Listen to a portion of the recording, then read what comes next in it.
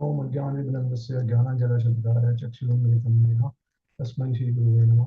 नमः विष्णुपदाय कृष्णप्रस्थाय भूतले श्रीमद्भक्तिवेदान्त स्वामिने सरस्वतीदेवे गौरवाणी विचारिणे निर्विशेष अष्टादशाधिकारिणे जय श्री कृष्ण चैतन्य नित्यानंद श्री अद्वैत गदाधर श्रीवासदि गौर भक्तवृंद। हरे कृष्ण कृष्ण कृष्ण हरे हरे हरे राम राम राम। तो मेरा परम सौभाग्य है कि आज मुझे वापस अवसर मिला है आप सभी के बीच में आचार्य वाणी प्रस्तुत करने का सेवा मिला है। तो धन्यवाद देना चाहूँगा सारे भक्तों को, सभी को मेरा धन्यवाद प्रणाम। और पिछली बार हमने देखा था कि किस प्रकार से जो नाम होता है, शुद्ध नाम होता है, वो संबंध ज्ञान के द्वारा प्राप्त होता है। अगर संबंध ज्ञान नहीं होता तो फिर ज़्यादातर हमारा जो नामा जो हम चयन करते हैं वो नामा अपराध और नामाभास के स्तर पे ही रहता है। नामाभास के स्तर पे तो बहुत मुश्किल है, क्योंकि उसका मतलब है कि अपराध ऑलमोस्ट सारे नष्ट हो चुके हैं, ऑलमोस्ट 100% जितना नष्ट हो गया है। तो नाम अपराध हमारा बाय डिफॉल्ट होता है। और हमारे आचार्य ये भी बात कहते हैं कि ये जन्म में शायद हमने अगर नाम अपराध नहीं किए होंगे, लेकिन पिछले जन्म से शायद नाम अपराध का जो प्रभाव है वो ये जन्म में भी कंटिन्यू हो सकता है। तो इसके लिए नाम में रुचि आना, नाम में भगवान अपने आप को प्रकट कर उनको अपने आप को प्रकट करना, तो ये सब इतना आसान नहीं है, काफी मुश्किल है। श्रीला भक्ति सिद्धांत ठाकुर जो है वो बहुत सारे अच्छे पॉइंट्स शेयर करते हैं, और मैं आपको इसके बारे में अभी शेयर करना चाहूंगा। और आपको पता चलेगा कि क्योंकि बहुत मिसकंसेप्शन भी है डिवोटीज में भी कि ज्यादा क्वांटिटी में नाम जप करेंगे, अगर डेडिकेशन के साथ भी जप करते हैं तो नाम हम लोग नाम में शायद रुचि आ रहा है। तो ऐसा जरूरी नहीं है, क्योंकि भगवान का प्राकट्य होना चाहिए नाम में। भगवान और गुरु और भगवान जो है वैष्णव जो है वो प्रसन्न होने चाहिए, तभी भगवान अपने आप को मैनिफेस्ट करते हैं। और उसके लिए किस प्रकार समझ सकते हैं कि हमारे हम जो नाम ले रहे हैं वो अपराध के बिना है या अपराध के साथ में, तो बहुत प्रैक्टिकल वे से भक्ति सिद्धांत ठाकुर हमको बताते हैं। और कंटिन्यूस चैंटिंग जो है वो एक ऑफ कोर्स सारे डिवोटीज को रेकमेंड किया गया है हमारे सारे आचार्यों ने और शास्त्र में, कि जितना हो सकता है उतना नाम हमको लेना चाहिए। और ये जरूरी नहीं है कि हमको नाम जो है वो हमारा 16 माला तो हमको करना ही है कम से कम, लेकिन जरूरी नहीं है कि नाम हमको जप जो है जपमाला के फॉर्म में बाहर से ही करना है। हम मन में भी भगवान का नाम लेते रह सकते हैं। और क्योंकि क्या होता है, बहुत बार ऐसा होता है कि नाम हम ज्यादा लेते हैं, लेकिन फिर एक इच्छा आ जाती है कि भाई हम अपने कितने हम जप कर रहे हैं माला, तो शेयर भी करें। और डिवोटीज को इंस्पायर के बहाने हम को लगता है कि हम शेयर करें हमारा साधना। लेकिन एक्चुअली हमारे आचार्य कहते हैं कि साधना कभी भी किसी के साथ शेयर नहीं किया जाता है, क्योंकि अगर आप शेयर करोगे तो जितना भी आप उससे उसका परिणाम जो मिलेगा वो धीरे धीरे करके जा सकता है। तो साधना स्पेशली जो है वो हमको शेयर नहीं करना चाहिए। इंस्पायर करने के लिए हम डिवोटीज को ऑफ कोर्स उसके तरीके होते हैं कि उनको इंस्पायर करें आचार्य वाणी के द्वारा, भगवान की नाम की महिमा के बारे में बताने से और भगवान का नाम का आश्रय देने से। लेकिन अगर जितना हम कभी कभी ऐसा हो जाता है कि भाई क्वांटिटी में एक साथ डिवोटीज मिलकर जप करते हैं, 64 माला है, 128 माला है, लेकिन ये जरूरी नहीं है कि क्योंकि देखिए हमारी पहली बात तो हम कलयुग के बद्ध जीव है। हमारा इमीडिएट रिएक्शन ये होता है कि अरे हमने इतना माला किया, चलो किसी को बताएं, चलो किसी को शेयर करें। तो एक टेंडेंसी हो जाता है कि भाई हम अपने आप को हमेशा दिखाना चाहते हैं जो हम है नहीं, जो स्तर पे हम लोग हैं नहीं वो स्तर हमें हमेशा वो स्तर को हम दिखाना चाहते हैं लोगों के साथ, ताकि हमको नाम और सम्मान मिले। तो ये सारी चीजें हमको अवॉइड करनी चाहिए। इसके अलावा अगर आप देखेंगे तो हिज होलिनेस राधानाथ स्वामी महाराज जो है वो हमेशा ये सब चीजों के ऊपर इतना ज्यादा एम्फोसिस देते नहीं है, क्योंकि उनको पता है कि जैसे ही हम कुछ क्वांटिटी में चीजें करते हैं ज्यादा, तो शायद हमको मान सम्मान बाहर से मिल सकता है। और जैसे किसी डिवोटी ने निर्जला एकादशी के दिन तो करना ही है, लेकिन ऐसे भी डिवोटीज है जो लोग हर एकादशी को निर्जल करते हैं, लेकिन फिर शेयर भी करते हैं कि हम एकादशी, या फिर वैसे भी आपको जैसे आप संग लोगे दूसरों का तो पता तो चल ही जाएगा एक दिन कि आप एकादशी किस तरीके से कर रहे हो। तो ऐसा बहुत सारी चीजें हैं जो अंदर ही हमको रखनी है, कोई जरूरत नहीं है कि हमको बाहर किसी के साथ शेयर करना है या बताना है। ठीक है, तो इसके लिए, और दूसरा है कि कोई जरूरी नहीं है कि भाई हम अगर क्वांटिटी में भी नाम लेते हैं, अगर हमारा कल उठ के क्वांटिटी में अगर टेस्ट बढ़ता है, जैसे अगर हम 16 माला से 25 कर रहे हैं, 32 कर रहे हैं, या आगे और भी कर रहे हैं, तो ये कोई इंडिकेशन नहीं है कि आपको नाम में रुचि आ रहा है। क्योंकि अब मैं आपको जो शेयर करूंगा उससे आपको सब कुछ समझ में आ जाएगा कि क्वांटिटी, ऑफ कोर्स आप क्वांटिटी बढ़ाना चाहिए समय के साथ, और जितना नाम जप करोगे उतना अच्छा है। लेकिन आपको प्रोसेस भी समझना होगा कि नाम में असली में रुचि रुचि कब आ सकती है। ठीक है, तो ये मैं अभी आपको शेयर करूंगा। क्योंकि ज्यादातर आप देखिए, एक बार होता है अभी कि 10 अपराध तो सबको पता ही है, लेकिन 11वां अपराध लोग भूल जाते हैं हमेशा, कि ध्यान पूर्वक जप ना करने से सारे अपराध अपने आप आ जाते हैं। तो आप क्वांटिटी जितना बढ़ाओगे उतना आप ध्यान पूर्वक जप नहीं करोगे, क्योंकि जैसे जैसे आपका क्वांटिटी बढ़ेगा वैसे वैसे आपका डिस्ट्रैक्शन भी और बढ़ते जाएगा। सो एक तरीका होता है कि सही समय के साथ आपको और ज्यादा नाम में रुचि, और जब रुचि आती, जब आप अलग अलग भक्ति के स्तर पे आते हो, आगे आगे जाओगे, तभी आप ज्यादा चैंटिंग जो है वो फोकस के साथ, ध्यान पूर्वक और राइट कॉन्शियसनेस के साथ आप ले सकते हो। तो एक समय होता है सबका, ऐसा जम मारोगे तो फिर ऐसा जरूरी नहीं है कि वो आपको रिजल्ट देगा। तो अभी मैं ये शेयर करना चाहूंगा जो शिला भक्तिसिद्धांत ठाकुर कहते हैं। तो वो बंगाली में श्लोक है, और उन्होंने कहा है, हम मम भाव सत्वे नाम कबु हयना, भोग बुद्धि ना चढ़िले, अप्रकृत हयना। उसका मतलब यह है, the holy name is never revealed to one in the bodily conception of life, who thinks of in terms of I and mind, without giving up the enjoying mentality, the transcendental platform can never be attained. तो शिला भक्तिसिद्धांत ठाकुर कह रहे हैं कि जब तक अहंकार है, जब तक आई, माई, मी, माइन, वो सब कंसेप्शन भरे हुए हैं, जब तक हम उससे छुटकारा नहीं पा सकते हैं, तब तक हरिनाम जो है अपने आप को कभी भी रिवील, प्रकट नहीं करता है हमारे नाम में। ठीक है, और जब तक इस संसार को भोग करने की इच्छा है, अब ये संसार को भोग करने की इच्छा जो है वो बाहर की दृष्टि से भी हो सकती है या अंदर से भी हो सकती है। अंदर सटल डिजायर्स भी हो सकते हैं, जैसे पूजा, प्रतिष्ठा, लाभ, ये सब बहुत सारे अंदर डिजायर हो सकते हैं हमारे में। तो ये तो सिर्फ गुरु और कृष्ण ही जानते हैं, कोई दूसरे भक्त भी समझ नहीं सकते, क्योंकि भक्त जो है वो भक्तों का हृदय नहीं पढ़ सकते। इसके लिए हमको खुद को ही एनालाइज करना है कि हम कौन से स्तर पे है और कितना अनर्थास है हमारे में। उसके बाद कहते हैं, प्राकृत जड़ेर भोगे कृष्ण सेवा हयना, जड़ वस्तु कोने काले अप्राकृत हयना। Krishna Seva can never be performed while enjoying material sense objects. Material objects can never acquire attributes of transcendence. तो वो कहते हैं कि भगवान का सेवा कभी भी, जो भौतिक जगत को आप आनंद लेते लेते कभी भी आप कृष्ण सेवा कर नहीं सकते हो। ठीक है, क्योंकि जो, अब एक तरफ से आप कह रहे हो कि भगवान मैं आपका दास हूं, लेकिन अगर आप भौतिक जगत में इंद्रिय तृप्ति करना चाहते हो, या फिर बाहर से या अंदर से, तो उसका मतलब है कि आप साथ साथ में ये भावना भी लेके चल रहे हो कि मैं एंजॉयर हूँ, मैं मास्टर हूँ। तो ये दोनों कॉन्ट्रडिक्ट कर देता है। ठीक है, तो ये एक, आप इसको भी हम समझ सकते हैं। साधने अनर्थ आछे रसोदय है ना, भाव काले नाम गणे चल रस है ना। रस never awakens in one performing sadhana with anarthas. Deceitful devotional mellows can never be present when the holy name is chanted from the platform of bhav.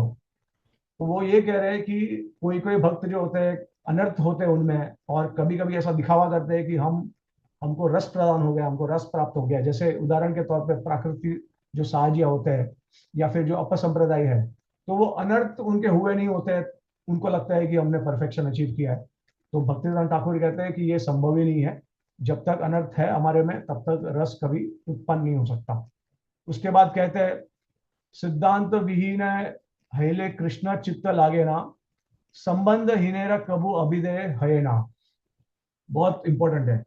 Without knowledge of सिद्धांत, the heart can not be spiritually attuned with the Lord. If one lacks knowledge of relationship with Krishna, sambandh, then proper execution of devotional service in relation to Krishna, abhidheya, is impossible. तो अभी इसमें थोड़ा सा मुझे आपको explain करना है कि देखिए, हम जब, जैसे मैंने आपको कहा स्टार्टिंग में ही कि अगर आपको शुद्ध नाम के स्तर पे पहुंचना है तो आपको संबंध ज्ञान की आवश्यकता है।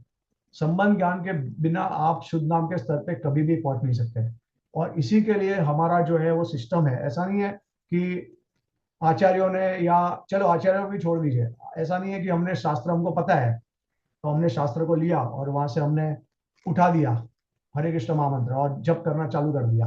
ठीक है, हरि नाम संकीर्तन सब कुछ है कलयुग में, तो सिर्फ जप ही करो। साधु की क्या आवश्यकता है, गुरु की आवश्यकता क्या है फिर? तो हम अभी श्रवणम कर रहे हैं, हम गुरु से दीक्षा लेते हैं, हम गुरु के आदेश का पालन करने की कोशिश करते हैं। तो इसी को, ये पूरे प्रोसेस को कहते हैं संबंध ज्ञान। क्योंकि जब तक श्रवणम, श्रीला भक्तिवेदांत ठाकुर तो वो कहते हैं कि फर्स्ट श्रवणम देन कीर्तनम, विदाउट श्रवणम नो कीर्तनम। और वो ये भी कहते हैं कि जो सिर्फ कीर्तन करते हैं और श्रवण नहीं करते हैं, तो वो कीर्तन सिर्फ उनका जो आवाज निकलता है वो सिर्फ एक मैकेनिकल साउंड वाइब्रेशन है और कुछ नहीं है। कोई कोई परिणाम नहीं मिलेगा उसको कभी। तो श्रवणम के द्वारा, क्योंकि हमको पता चलना चाहिए कौन से भाव में हमको नाम लेना है, कौन से सेवा भाव से, कौन से, और ऐसा भी नहीं है कि नाम लेते समय, जैसे आप 16 माला कर रहे हो उस समय पे आपको कौन से कॉन्शियसनेस में हो, नहीं, ये पूरे लाइफ टाइम का कॉन्शियसनेस है। पूरे लाइफ में आप कौन से भाव से सेवा कर रहे हो, आप नाम के प्रति आपको कितना आसक्ति है, वैष्णव सेवा के प्रति कितना आसक्ति है आपको, कितना आप भक्तों की सेवा कर रहे हो, कितना नम्र स्वभाव में आप नाम का आश्रय ले रहे हो, ये सब फैक्टर्स सब काउंट होता है। हर एक फैक्टर काउंट होता है पूरा। कृष्णा जो है वो भावग्राही और सालग्राही है। तो ऐसा जरूरी नहीं है, तो कभी कभी नाम देखे, इसके लिए नाम जब करते करते भी कभी कभी डिस्ट्रैक्ट हो सकता है माइंड, लेकिन अगर आपका ओवरऑल कॉन्शियसनेस पूरे लाइफ का अगर अच्छा है, आप अच्छे नम्र स्वभाव से भक्तों की सेवा कर रहे हो और सिंसियरली संबंध ज्ञान प्राप्त करना चाहते हैं गुरु से, तत्व ज्ञान, उसके बाद आप सेवा करना चाहते हो, तो फिर नाम डेफिनेटली अपने आप को मैनिफेस्ट करेगा। तो ऐसा कोई रूल नहीं है कि जब तक ध्यान, देखिए ध्यान पूर्वक इतना कर सकते हो उतना अच्छा है। ज्यादातर हमको नाम भगवान का जितना हम सुन पाएंगे, जितना हम सुनेंगे ठीक से कंसंट्रेशन के साथ, उतना अच्छा है हमारे लिए। लेकिन अगर कभी कभार ऐसा नहीं होता है, तो आपका ओवरऑल भगवान देखते हैं पूरा, आपका पर्सनालिटी, कैरेक्टर, बिहेवियर, उस प्रकार से वो परिणाम देता है नाम।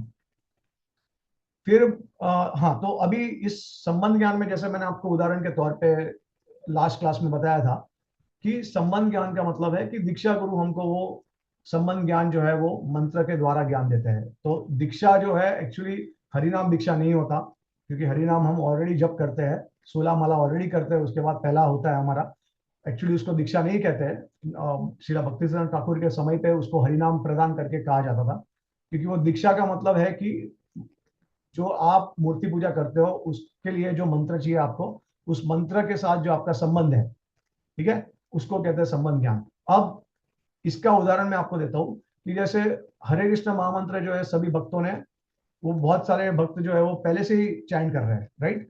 लेकिन अब हमको जब इस, पहले हमको जब मंत्र मिला तब हमको कुछ पता नहीं था, तब हम ऐसे ही सोचते थे कि हरे कृष्णा मतलब हरि कृष्ण और राम, 3 नाम है भगवान विष्णु के, है ना। पहले हम जिस्कॉन में जब आए शुरुआत में तो ऐसे ही था हमको, या फिर किसी किसी को पता होगा मतलब क्या है, किसी किसी को ऐसा लगता था कि जैसे उदाहरण के तौर पे जब मैंने सुना हरे कृष्ण महामंत्र के बारे में, क्योंकि मैं गुजराती बैकग्राउंड से हूँ, तो मुझे लगा कि हरे का मतलब है, हरे कृष्ण मतलब जय श्री कृष्ण, क्योंकि हम जय श्री कृष्ण बहुत कॉमन बोलते हैं गुजराती परिवारों में। तो हम, मेरे को लगा कि हरे का मतलब है जय है, ठीक है। फिर बाद में पता चला कि, और तभी तो मुझे ये भी पता नहीं लगा कि हरे का मतलब हरि भी हो सकता है। राम और कृष्ण तो हमको ऐसे ही था कि कृष्ण का एक नाम है और भगवान राम का नाम है। लेकिन बाद में जब इस्कॉन में आए तो पता चला कि भाई, अरे हरे का मतलब राधा रानी है, कृष्ण का मतलब कृष्णा है। और आगे चल के थोड़े साल के बाद ऐसा भी पता चला कि राम का मतलब राधा रमणीय कृष्णा है, तो वो भी कृष्ण का ही नाम है, वो भगवान राम का भी नहीं है। मतलब ऑफ कोर्स उसके बाद फिर और पता चला डिटेल कि आपके स्पेसिफिक रिलेशनशिप के ऊपर आपको नाम जो है वो रिवील करता है। उसका मतलब है कि अगर आप सीताराम के भक्त हो तो हरे जो होगा वो सीता मैया है, फिर कृष्ण जो है वो भगवान राम का नाम हो जाता है, और राम जो है वो तो भगवान राम का हुआ ही। अगर आप कृष्ण बलराम के भक्त हो तो कृष्ण बलराम और हरि, तो हरे जो है वो हरि हो जाता है। तो सारा का सारा जो महामंत्र है वो आपके लिए कृष्ण बलराम हो जाता है, उसका मतलब। तो बाद में पता चला कि भाई अरे ये तो एक कंसेप्चुअल मंत्र है, ये था माम प्रवदन्ते ताम सतय भजामि हम। जैसे आप भगवान को अप्रोच करोगे जिस फॉर्म में, जिस रूप में, उसी प्रकार से भगवान आपको रिसीव करेंगे। तो ये हरे कृष्ण महामंत्र जो है, इट्स अ जनरल मंत्र, तो ये जनरल महामंत्र है। लेकिन इसके साथ में आपको ज्ञान नहीं था कि अब देखिए अभी क्या होगा, धीरे धीरे करके हम ज्ञान प्राप्त कर रहे हैं, ठीक है, इसको कहते हैं शिक्षा। तो शिक्षा जब हमको प्राप्त हो रहा है, धीरे धीरे हमको पता चल रहा है कि हरे कृष्ण महामंत्र भी एक स्पेसिफिक तरीके से हमको अप्रोच करना है। अब हमको पता है कि हम अगर, जैसे अगर हमको पता चल रहा है समय के साथ कि हम राधा कृष्ण के भक्त हैं, और फिर उसमें भी टेक्निकलिटी है कि भाई कृष्ण कौन से कृष्णा, वृंदावन वाले कृष्णा, मथुरा के कृष्णा, द्वारका के कृष्णा, कौन से कृष्णा, अलग अलग प्रकार के कृष्ण। और उसमें भी हमको पता चलता है कि भाई अरे स्वकीय रस भी है, परकीय रस भी है मधुर्य रस में। तो मधुर्य रस में भी अंदर और डिविजन है, ठीक है, और उसके बाद वात्सल्य भाव भी है, सख्य भाव भी है, ऐसा। तो कौन से संबंध में आप भगवान को अप्रोच करें, तो ये बहुत जनरल महामंत्र है, ठीक है। अब जैसे जैसे आप एडवांस हो करोगे, आप संबंध ज्ञान प्राप्त करोगे गुरुजन से, तब आपको धीरे धीरे करके रिवील होगा, आपको अंदर से इच्छा आएगी, इंक्लिनेशन आएगा कि मेरा संबंध भगवान के साथ, अब मुझे पता चल रहा है कि मुझे व्रज में जाना है, और मेरा मधुर्य रस में है या मेरा साक्ष्य भाव में है, जो भी है। बाद में इसको कहते हैं कि आपका धीरे धीरे करके संबंध आपको रिवील हो रहा है, तो इसको कहते हैं संबंध ज्ञान। अब दीक्षा में क्या होता है, दीक्षा में आपको दीक्षा मंत्र दिया जाता है, तो वो मंत्र जो है वो बहुत स्पेसिफिक रहता है, ठीक है। जैसे क्लीम कृष्णाय गोविंदाय गोपीजन वल्लभाय स्वाहा। तो अब यहाँ पे पता है, एटलीस्ट अभी इतना है कि देखिए आपको एक मधुर रस का मंत्र दे दिया है, जो काम गायत्री है, जो गोपाल मंत्र है, और अन्य जो भी मंत्र है, वो इतना पता है कि हमको ये मधुर रस में है, और ये कृष्ण एंड वृंदावन में आपको वर्शिप करना है। तो ये एकदम ऑफ कोर्स एकदम ही ज्यादा अगर आपको स्पेसिफिक होना है तो मंत्र फिर रिवील करेगा, लेकिन इतना आपको पता चल गया है कि ये मंत्र जो है वो हाईएस्ट चीज देता है। अब आपके रस के अनुसार, आपके भाव के अनुसार वो मंत्र आपको अलग अलग चीज रिवील करेगा, लेकिन जब हाईएस्ट चीज मिल गया है तो नीचे की सब चीज जो है वो आप प्राप्त कर सकते हो। तो आप अगर वात्सल्य भाव में हो, आप सख्य भाव में हो, तो वो भी आपको मिल सकता है।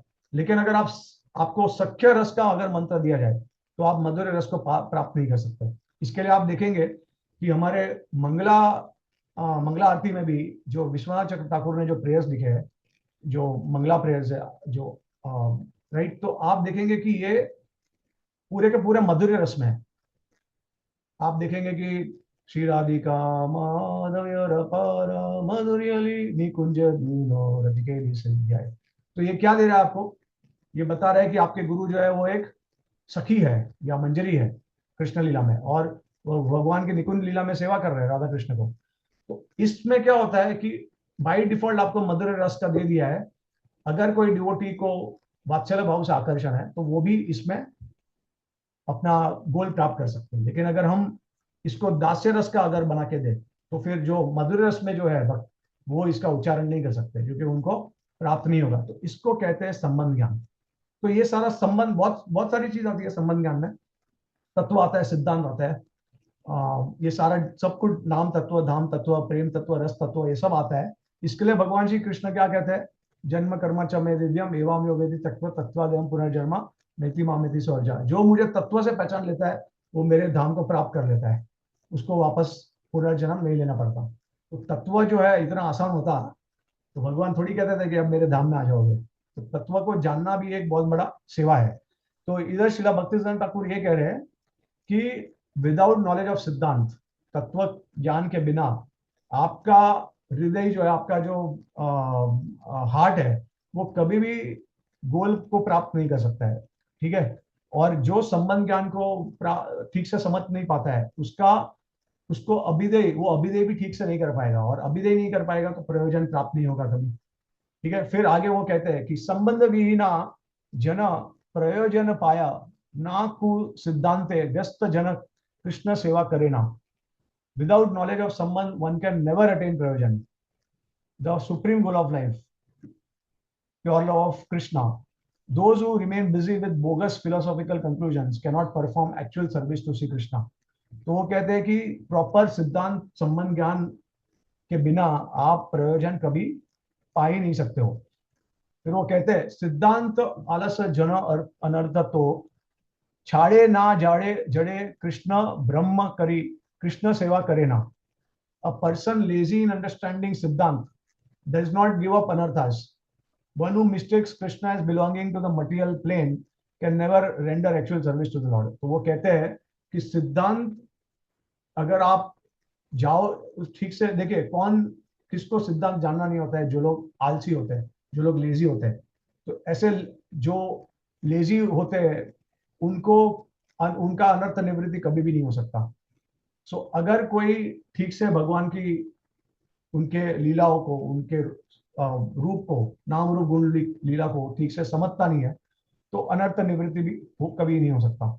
उसके बाद वो कहते हैं कृष्ण नामे भक्त कबू जड़ा बुद्धि करे ना अनर्थ ना गेले नामे रूपे देखे देना। A genuine devotee never maintains material conceptions about the names of Krishna. If anarthas have not been expelled, chanting of the holy name will never reveal the Lord's form.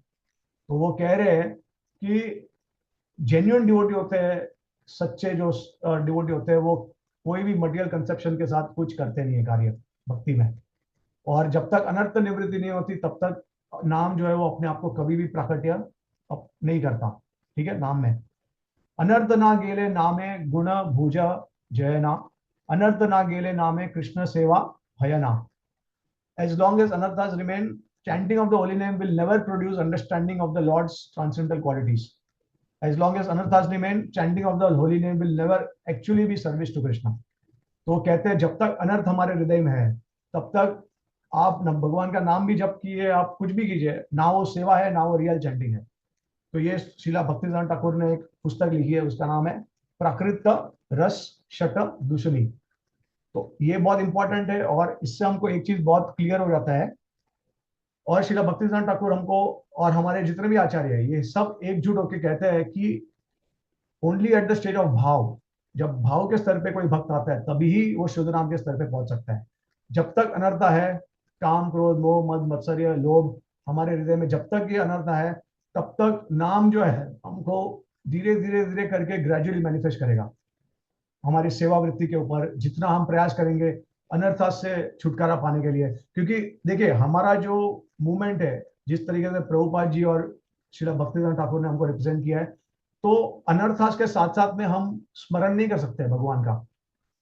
तो ये हो जाता है प्रकृति रस करके। इसके लिए उन्होंने ये अपसंप्रदाय के लिए किताब लिखी है कि भाई आप डायरेक्टली भगवान के अष्टकले लीला का स्मरण कर रहे हो, आप डायरेक्टली आप अपने आप को गोपिया समझ रहे हो, लेकिन आपकी अनर्थ निवृत्ति नहीं हुई अब तक।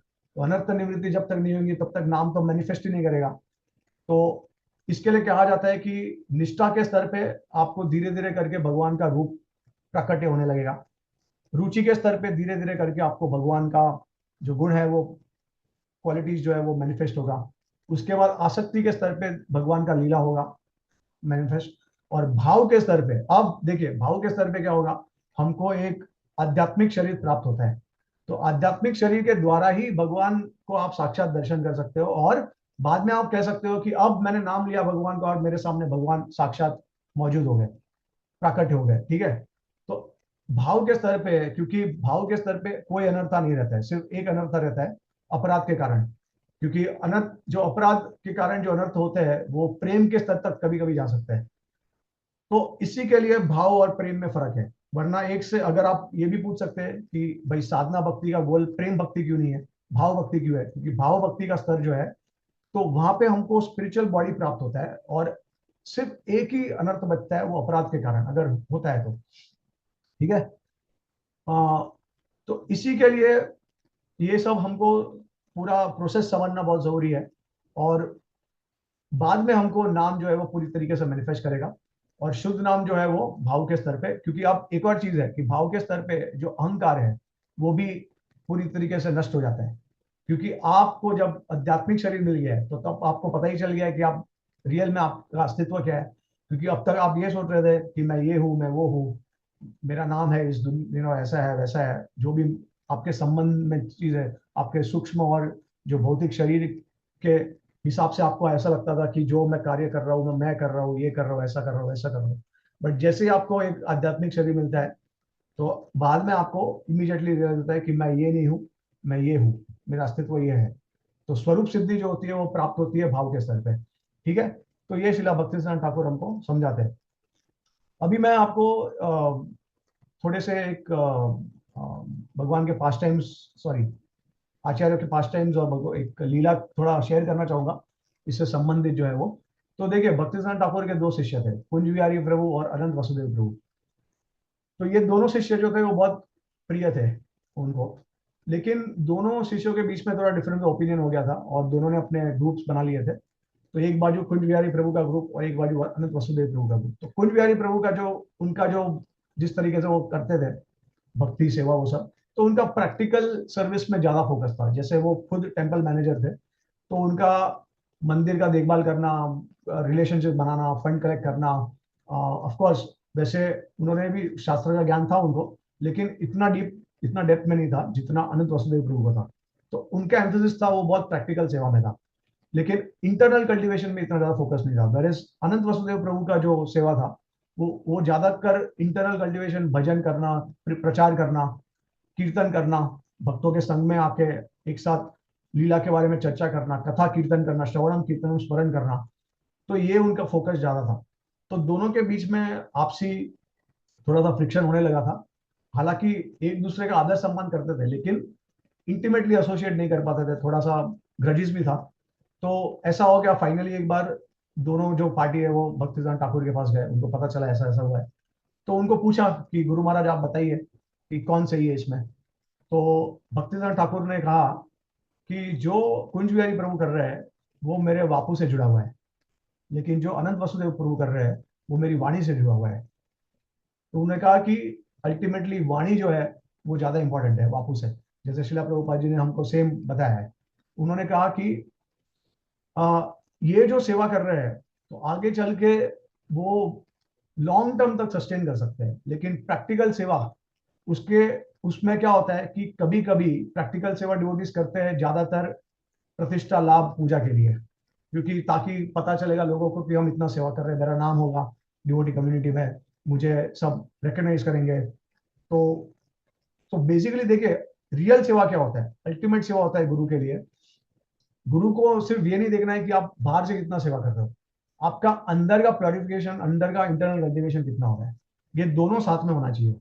अगर आप प्रैक्टिकल सेवा नहीं करोगे तो जो थियोरेटिकल नॉलेज आप प्राप्त कर रहे हो वो आपको समझ में नहीं आएगा कि अब मेरा अनर्थ निवृत्ति कितना हो रहा है, मैं कौन से स्तर पे हूँ, वो समझ में नहीं आएगा। क्योंकि जब तक आप भक्तों के संग में आप प्रैक्टिकल सेवा नहीं करोगे तो आपको, क्योंकि बहुत सारे चैलेंजेस आएंगे, आपको कोई ना कोई गाइडेंस देगा, इंस्ट्रक्शन देगा, कुछ आपको क्रिटिसाइज करेगा कोई, तो आपको आपका टॉलरेंस कितना बढ़ रहा है समय के साथ, आप कितना नम्र हो, आप कितना मर्सी दिखा रहे हो, तो ये सब टेस्ट होगा, हमारा प्रैक्टिकल टेस्ट होगा।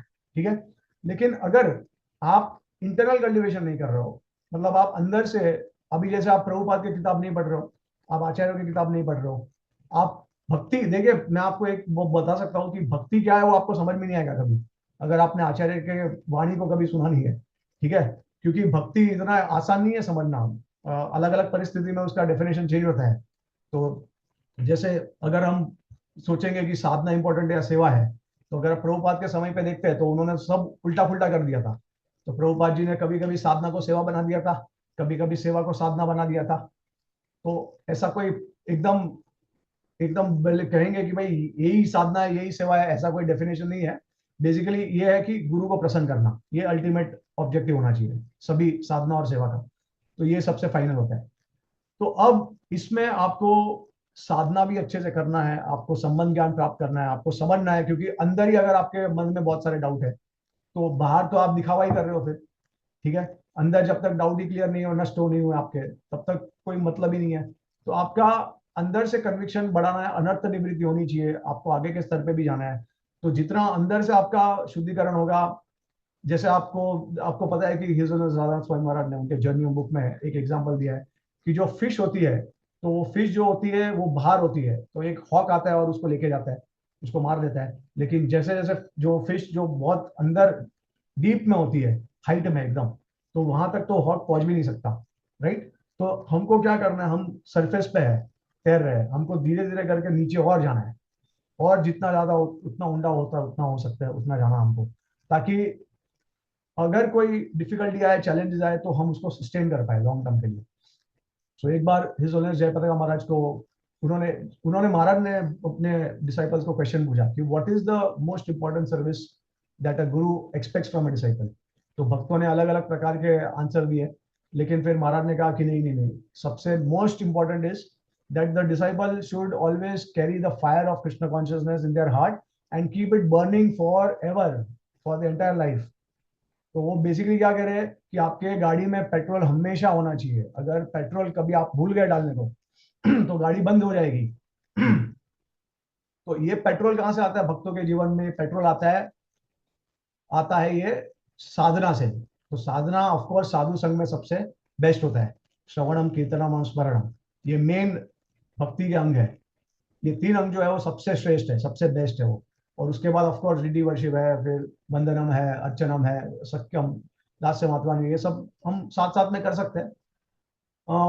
तो इस प्रकार से हमको देखना है। और फिर उसके बाद क्या हुआ कि भक्तों को भक्तिसिद्धांत ठाकुर ने, उन्होंने गौड़िया मैगजीन में हारमोनिस्ट नहीं था, गौड़िया था शायद, गौड़िया मैगजीन उन्होंने पब्लिश कर दिया इसके बारे में। तो जो भक्त जो कुंज बिहारी प्रभु के साइड के थे, तो उनको थोड़ा सा लगा कि गुरु महाराज ने ओपनली पब्लिश इसको पब्लिश कर दिया है, तो फिर वो गए उनसे बात करने के लिए। तो भक्तिनाथ ठाकुर ने कहा कि भाई अगर आपको लगता है कि अगर आपने कुछ किया है और उसको करेक्शन नहीं करना चाहिए, अगर आप अपना सुधार नहीं कर सकते हो, तो उसका मतलब है कि आपने अभी तक गौड़िया मठ में कभी जन्म नहीं लिया।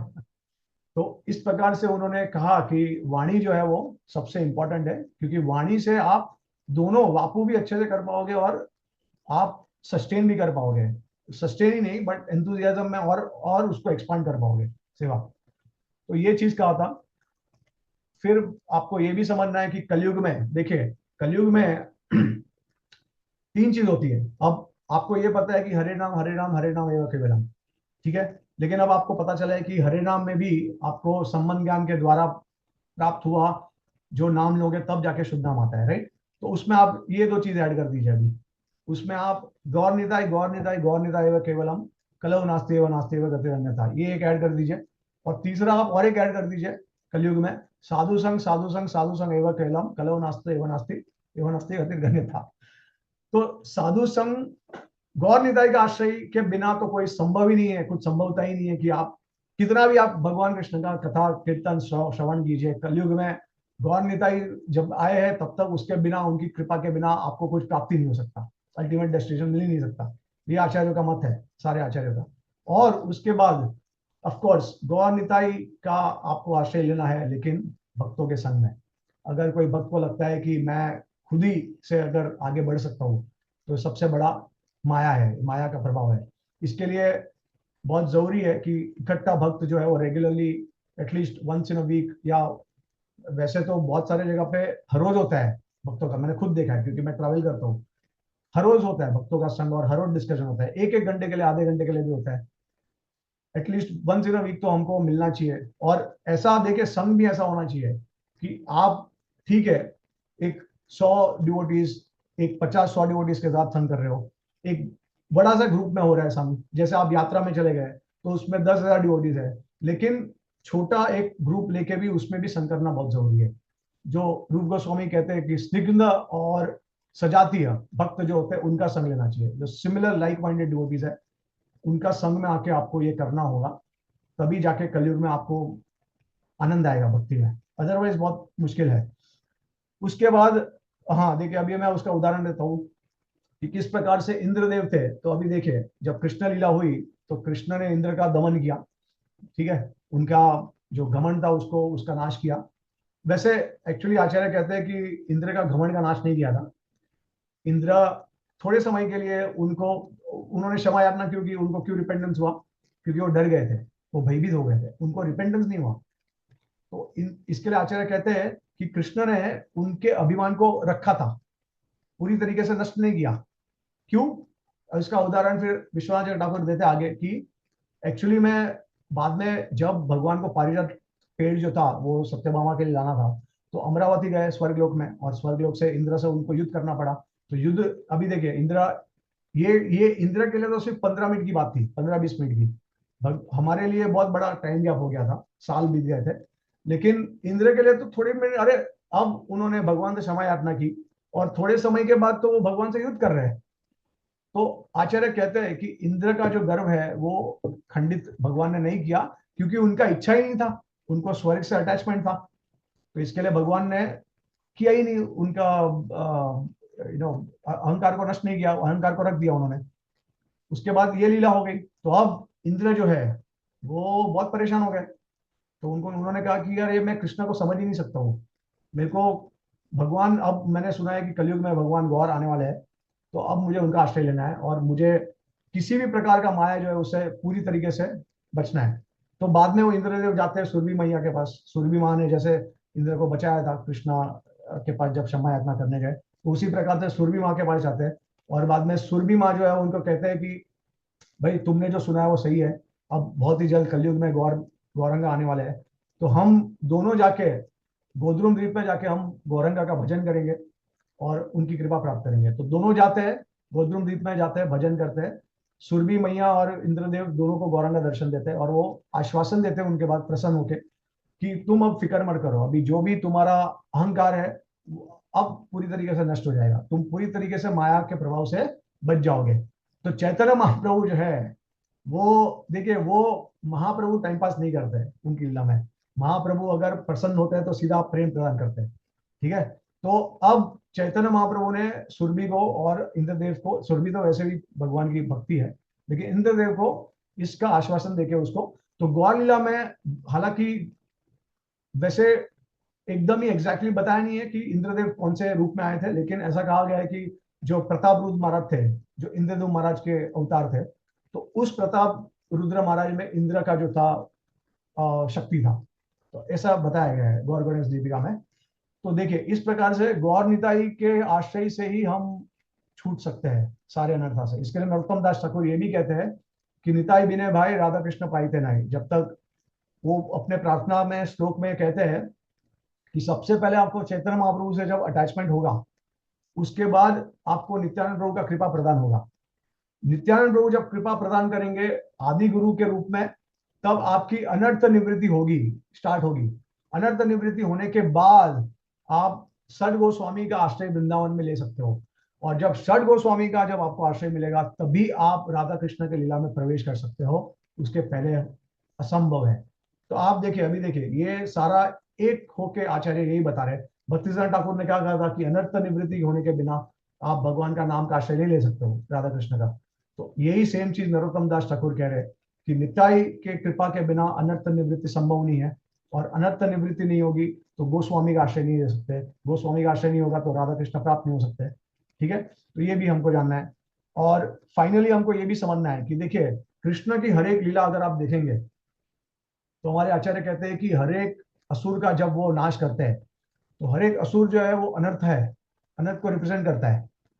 ठीक है। और वो बेसिकली भगवान ये सिखा रहे हैं हमको इस लीला से कि पहले अनर्थ निवृत्ति करो, उसके बाद में बड़ी बड़ी बातें करो, बड़ी बड़ी बातें सोचो, राधा कृष्ण के बारे में बाद में करो बात।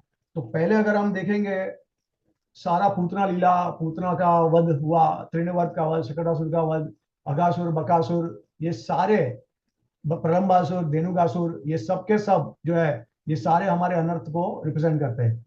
और इसका नाश करने के बाद ही हमको रासलीला में प्रवेश मिल सकता है, क्योंकि रासलीला कब आता है? बाद में 33rd चैप्टर 29 to 33 में, रासा पंचाध्याय। ठीक है। अनर्थ निवृत्ति के बिना आप अंदर प्रवेश नहीं कर सकते हो। तो एक उदाहरण में देता हूं अंत का, एक एक एग्जांपल में देता हूं। जो पूतना जो है, देखिए पूतना जो है वो कौन से अनर्थ का रिप्रेजेंटेटिव है? वो है जो जूडो गुरु होते हैं, जो ढोंगी गुरु होते हैं। और जो अभी जैसे देखिए ढोंगी गुरु होते हैं वो अपने शिष्यों को पहले तो वो आदेश क्या देते हैं कि इंद्र तृप्ति करने के लिए, कि भाई जो भी तुम करो वो मेरे लिए करो। तो उनका अहंकार होता है, उनमें इंद्र तृप्त करने की आशंका होती है, और उनमें उनमें मोक्ष प्राप्त करने की भी आशंका होती है। ठीक है। उसके बाद दूसरे प्रकार से गुरु कैसे आपको विचलित कर सकते हैं कि जो आपको ऐसा लगेगा कभी कभी जो मेरा मन है वही गुरु है, क्योंकि आपने बहुत बार सुना होगा कि अरे भगवान तो सबके हृदय में है, किधर मंदिर जाने की जरूरत नहीं है, किसी के पास जाने की जरूरत नहीं है, हमारे हृदय में है। जो अंदर से प्रेरणा आएगी बस वही है सब कुछ। तो मन की ये विचलित अवस्था को भी हम कहते हैं कि पूतना का उसने रूप ले लिया है, और उसको भी जूडो गुरु कहा जाता है। शिला भक्तिसिद्धांत ठाकुर तो बहुत ही बढ़िया एक्सप्लेनेशन देते हैं। वो कहते हैं कि पूतना जो है वो जूडो गुरु है, ढोंगी गुरु है, लेकिन साथ साथ में ढोंगी एक रिलीजियस ऑर्गेनाइजेशन भी है, ऑर्गेनाइज्ड रिलीजन जिसको कहते हैं। तो क्या होता है कि देखिए, जो कंस है, तो कंस महाराज जो है वो किसका रिप्रेजेंटेटिव है? वो है एम्पेरिक नॉलेज के। एम्पेरिक नॉलेज का मतलब है कि जो साइंस में बिलीव करते हैं, ठीक है। और जो लोग साइंटिस्ट होते हैं वो ज्यादातर भक्ति को नष्ट करने की कोशिश करते हैं, क्योंकि उनको लगता है कि ये सब सेंटिमेंट है, ठीक है, उनको विश्वास नहीं है। तो ये साइंटिस्ट लोग क्या करते हैं, फिर एम्प्लॉय करते हैं और दूसरे लोगों को। तो कंस जो होता है वो पूतना जैसे लोगों को एम्प्लॉय करता है। जैसे अब, जैसे उदाहरण के तौर पे ये साइंटिस्ट लोग जो होते हैं क्या करते हैं, या ऑर्गेनाइज रिलीजन होता है वो अपना खुद का एक डिक्शनरी बनाते हैं। तो डिक्शनरी में सारे अर्थों का मतलब अपने हिसाब से देते हैं वो। तो उसको कहते हैं लेक्सिकोग्राफर। जो ये ऐसा डिक्शनरी जो बनाता है, जो डिफाइन करता है वर्ड्स को, उसको लेक्सिकोग्राफर कहते हैं। तो ये लेक्सिकोग्राफर को एम्पेरिक नॉलेज जो है वो हायर करता है। तो उसके संग में दोनों मिलके क्या करते हैं, एक ऑर्गेनाइज रिलीजन क्रिएट करते हैं। तो ऑर्गेनाइज रिलीजन जब क्रिएट करते हैं उसका मतलब है, फॉर एग्जाम्पल, कि जैसे उदाहरण के तौर पे बहुत सारे बाहर के धर्म हैं जो धर्म परिवर्तन करते हैं। तो वो क्या करते हैं, एक सिस्टमैटिक तरीके से हमारे रिलीजन को डिस्ट्रॉय करने का पूरा एक प्रोसेस क्रिएट करते हैं। तो वो कहते हैं कि इसी के लिए भगवान श्री कृष्ण ने सबसे पहला वध जो किया था वो पूतना का किया था, क्योंकि पूतना ये ऑर्गेनाइज रिलीजन को रिप्रेजेंट कर रही है। और जब तक ऑर्गेनाइज रिलीजन को नष्ट ना करे, क्योंकि ये सब बहुत सारे उसमें जो वो जिस प्रकार से वो प्रेजेंट करते हैं डिक्शनरी के फॉर्म में, तो बहुत सारा गलत चीजें हमको बताते हैं। बहुत सारा हमारा धर्म धर्म मतलब हमारा जो ब्रेन वॉश करने की कोशिश करते हैं हम लोग। तो वो कहते हैं कि सबसे पहले अगर हमारे, अगर कोई सच्चा रिलीजन है, सच्चा धर्म है, सच्चा सनातन धर्म है, या हमारा कृष्ण कॉन्शियस मूवमेंट है, तो अगर उसको फैलना है और उसको जन्म लेना है, तो सबसे पहले उसको इस ऑर्गेनाइज रिलीजन का वध करना पड़ेगा। क्योंकि जैसे ही इस्कॉन जैसे बोनाफाइड संस्था का जन्म होता है, तो वो किसके हाथों में चले जाता है, ऑर्गेनाइज रिलीजन के हाथों में। तो आपने देखा कि भगवान जो है वो किसके हाथों में चले गए, कृष्णा ने। कृष्ण 1 महीने के थे उस समय पे, कोई कोई कहते हैं कि 6 दिन के थे। तो वो जैसे ही पूतना आई, तो कृष्णा पूतना ने कृष्ण को अपने गोदी पे उठा लिया। तो सो इसका मतलब क्या है कि जैसे ही कोई सच्चे धर्म का जन्म होता है, वो धर्म जो है वो किसी गलत धर्म के हाथों में चले जाता है। लेकिन फिर कृष्ण ने क्या किया, उस गलत धर्म का वध कर दिया। जो ऑर्गेनाइज रिलीजन है उसका सबसे पहले नाश किया। तो इसका मतलब क्या है कि जब आचार्य आते हैं, तो वो आचार्य वाणी के द्वारा ये सारे जितने भी गलत संप्रदाय, जितने भी गलत चीजें फैलाते हैं भक्ति के अगेंस्ट, उसका नाश करते हैं। और इसी प्रकार से तो अब ये सारे अनर्थ निवृत्तियों का हमारा नाश होता है। तो देखिए आचार्य क्या करते हैं, हमारे में और आचार्य में क्या फर्क है, या साधारण गुरु और आचार्य में? गुरु जो है वो उनके अनर्थ को नष्ट करने का प्रयास करते हैं। जितना आगे के स्तर पे होते हैं उतना अनर्थ निवृत्ति का प्रयास करते हैं। लेकिन आचार्य जो है वो पूरे संप्रदाय के अनर्थ को नष्ट करते हैं। ये सबसे बड़ा दायित्व है आचार्य का। जो संप्रदाय में जो अनर्थ घुसते हैं, हमारे अंदर पर्सनली इंडिविजुअल बेसिस पे हमारे में बहुत अनर्थ है, लेकिन पूरे संप्रदाय में कैसे प्रकार के अनर्थ आते हैं। मायावाद घुस गया डिस्गाइज में, कभी कभी मोटिवेटेड भक्ति घुस गई डिस्गाइज फॉर्म में, कभी कभी हमारे ही जैसे प्रभुपाद जी ने कहा था कि इस्कॉन को सबसे बड़ा थ्रेट है वो अंदर से ही है, बाहर से नहीं है। तो अलग अलग प्रकार डिवीजन होते हैं ग्रुप्स के, और फिर वो धीरे धीरे करके हमारे इस्कॉन को नष्ट करते हैं, उसके उसके विभाग करते हैं, ठीक है, फैक्शंस बनाते हैं। तो इसको, ये सब चीजों को, अनर्थ, ये सब अनर्थ जो संप्रदाय के अनर्थ होते हैं उसका नाश जो होता है वो आचार्य करते हैं। तो इस प्रकार से हम समझ सकते हैं। तो इसी प्रकार से हाँ, तो ठीक है, मुझे ये शेयर करना था। और हम अभी कथा को विराम दे सकते हैं। और अगर कोई भक्तों को कुछ प्रश्न है या कुछ टिप्पणी है तो बता सकते हैं। Thank you so much all the devotees. Hare Krishna, अनंत कोटि वैष्णव की जय।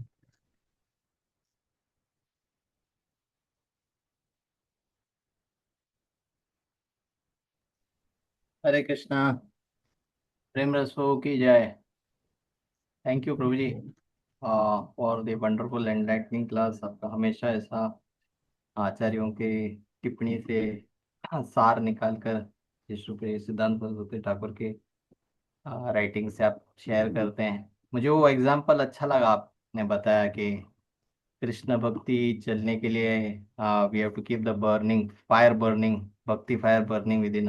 उसके लिए गाड़ी के लिए गाड़ी में पेट्रोल होना आवश्यक है। वो अच्छा बताया आपने तो। और वो पेट्रोल कहाँ से आएगा? साधना से। फ्यूल फॉर आवर भक्ति विल कम फ्रॉम साधना। और स्वजातीय भक्तों से संग में हम साधना करें तो और भी अच्छा है। Thank you. Beautiful lessons. Have a lot to improve. Thank you. Thank you प्रभु जी for your kind feedback. And of course मैं शेयर कर रहा हूँ तो मुझे भी बहुत सारे अनर्थ निवृत्ति से बाहर आना है। तो आप सभी को मेरा प्रार्थना है कि आपको अगर जो भी मैं शेयर करता हूँ अगर कुछ अच्छा लगता है तो आप सभी आपके प्रेयर्स में मुझे हमेशा रखिए, ताकि वैष्णव कृपा से अनर्थ निवृत्ति जो है वो आसान हो जाए समय के साथ। ऑफ कोर्स प्रयास तो हमको ही करना है उसके बिना तो कोई संभवता ही नहीं है, लेकिन फिर भी सब भक्तों का आशीर्वाद, गुरुजन का आशीर्वाद तो चाहिए। सो हाँ, और इसमें मैं बस यही कहना चाहूंगा कि हाँ, देखिए हम कभी कभी ऐसा होता है कि प्रैक्टिकल सेवा को बहुत ज्यादा एम्फेसाइज करते हैं, उसको बहुत ज्यादा प्रायोरिटी देते हैं, निग्लेक्ट कर देते हैं हम पूरा इंटरनल साधना कल्टीवेशन को। जैसे मेन कल्टीवेशन जो हमारा होना चाहिए वो प्रभुपाद और आचार्य के बुक्स के द्वारा होना चाहिए। क्योंकि अल्टीमेटली आप कुछ भी कहिए, आप संघ कहिए, साधु संघ कहिए, या श्रवणम कीजिए, कीर्तनम कीजिए, सब कुछ ultimately it boils down to the books of the acharya vani. तो आचार्य वाणी जब तक हम नहीं सुनेंगे और ठीक से, अभी ऑफकोर्स बहुत सारा उन्होंने डिटेल भी समझाया है, बहुत सारा एक्सप्लेन भी किया है, तो इतना आचार्यों ने मतलब इतना हमको दिया है कि दूसरे जगह पे किधर जाने की जरूरत ही नहीं है, आवश्यकता ही नहीं है। जितने भी आज आप देखेंगे कि बाहर के वृंदावन के संप्रदाय है, बहुत पॉपुलर हो गए हैं, तो वो क्या करते हैं, वो हमारे आचार्य को ही कोट करते हैं, गोस्वामी को ही कोट करते हैं। शिला भक्तिवेदांत ठाकुर ये भी कहते हैं कि एक्चुअली ये सारा जो वल्लभ संप्रदाय है, निम्बार्क संप्रदाय है, उनका उनको इन्फ्लुएंस कहाँ से आया है, ये गोपी भाव के बारे में, तो ये सारा गौड़िया संप्रदाय से आया है। क्योंकि आचार्य जो है हमारे गोस्वामी जो है, उन्होंने जितना डिटेल में दिया है हमको, उतना किसी संप्रदाय में आपको प्राप्त नहीं होगा, चाहे वो कोई भी संप्रदाय हो। ये सब गौड़िया वैष्णव इन्फ्लुएंस इन्फ्लुएंस है ये। तो इसके लिए जब उन्होंने इतना ट्रेजर हमारे लिए दे के रखा है, धन दिया है, तो अगर हम उसको निग्लेक्ट करेंगे, और उन्होंने अपने पूरी जान दे दी है उन्होंने उनके बुक्स में, अगर हम उनके बुक्स नहीं पढ़ेंगे रेगुलरली, तो फिर हम क्या रियल सेवा कर रहे हैं? क्या हम आचार्यों की वाणी का रियल सेवा कर रहे हैं? ये हमको प्रश्न पूछना है। तो बाहर से ही नहीं करना है, अंदर से भी करना है, वो बहुत जरूरी है। तो इसके लिए सब कुछ हमको बैलेंस करना है चीजें। सो इट्स नॉट नेसेसरी कि देखिए अगर आपके पास समय थोड़ा ज्यादा है, तो कोई जरूरी नहीं है कि आपको अपने माला बढ़ा देने हैं। जैसे मैंने आपको कहा कि माला बढ़ाने से आपका भक्ति नहीं बढ़ने वाला है। हाँ, अगर आपको ज्यादा समय मिल रहा है तो बेस्ट होगा कि आप वैष्णव संघ में आके आप श्रवण कीजिए, आचार्य वाणी सुनिए, अगर आपको प्रभुपाद के बुक्स का समय नहीं मिल रहा है पढ़ने का, या फिर तो वो समय आप यूटिलाइज कर सकते हो। और वैसे अगर आपको चैंटिंग करना है तो किसी ने मना नहीं किया है, 24 घंटे आप अंदर चैंट कर सकते हो, 24 घंटे चैंटिंग चालू हो सकता है हमारा मन में। एक एक मैं आपको पास टाइम शेयर करता हूँ, बहुत सही है। जू में एक बार प्रभुपाद जी, जू मंदिर में, तो एक बार वो मैनेज कर रहे थे चीजों को, अपने क्वार्टर्स में थे वो। तो ऐसा कहा जाता है, शेट्टी प्रभु का नाम लेते हैं डिवोटीज की, शेट्टी प्रभु आए थे करके, जब प्रभुपाद जी को जानते नहीं थे। तो उन्होंने देखा कि प्रभुपाद जी अरे फाइनेंसिस रिलेटेड डिवोटीज को गाइड कर रहे हैं, उनको बता रहे हैं, इंस्ट्रक्शन दे रहे हैं, मैनेज कर रहे हैं सब चीजें। तो वो थोड़े कंफ्यूज हो गए कि अरे प्रभुपाद जी भाई, आप तो मतलब उन्होंने जिस तरह से प्रभुपाद के बारे में सुना था कि भगवान के महान आचार्य भक्त वैष्णव भक्त है, इन्हें पूरे दुनिया में उन्होंने फैला दिया, तो ये यहाँ पे नॉर्मल कार्य कर रहे हैं जो हम भी करते हैं। तो जाके उन्होंने प्रभुपाद जी को कहा कि प्रभुपाद जी, गीता में लिखा है सततम सततम कीर्तयन्तो माम, कि जो प्योर डिवोटी होते हैं, आचार्य होते हैं, वो लोग भगवान का नाम लेते हैं। जैसे आपने देखा होगा कि वृंदावन में बहुत सारे संत है, वो जो साधु है वो वृंदावन में वास करते हैं, सब कुछ छोड़ दिया उन्होंने, सिर्फ भगवान का नाम लेते। तो मैंने तो ये सुना था, बट आप तो इधर ऐसे ही भौतिक कार्य कर रहे हैं। तो प्रभुपाद जी थोड़े सीरियस हो गए, उन्होंने कहा इधर आइए। तो वो शेट्टी प्रभु को बुलाया, उन्होंने कहा कि अपना सर जो है मेरे कंधे पे रखिए। तो जैसे ही प्रभुपाद के कंधे पे रखा, तो अंदर से, प्रभुपाद के शरीर के अंदर से, उनको कान, क्योंकि कान उनके कंधे पे थे, बहुत क्लोज था शरीर को, तो अंदर से आवाज आया हरे कृष्ण कृष्ण कृष्ण हरे राम हरे राम, कंटिन्यूसली चल रहा है, कंटिन्यूसली अंदर से। तो प्रभुपाद बाहर से चैंट नहीं कर रहे। तो जो डिवोटी एडवांस होता है जैसे जैसे प्रॉपर प्रोसेस फॉलो करके, तो चैंटिंग जो है उसके एक हार्ट बीट की तरह अंग बन जाता है उसका, वो अपने आप नेचुरल हो जाता है। तो ऐसा बाहर से कोई जरूरी नहीं है कि आप उतना समय दीजिए या कुछ, बट सबसे महत्वपूर्ण जो चीज है उसको निग्लेक्ट मत कीजिए, वो मेन ये है।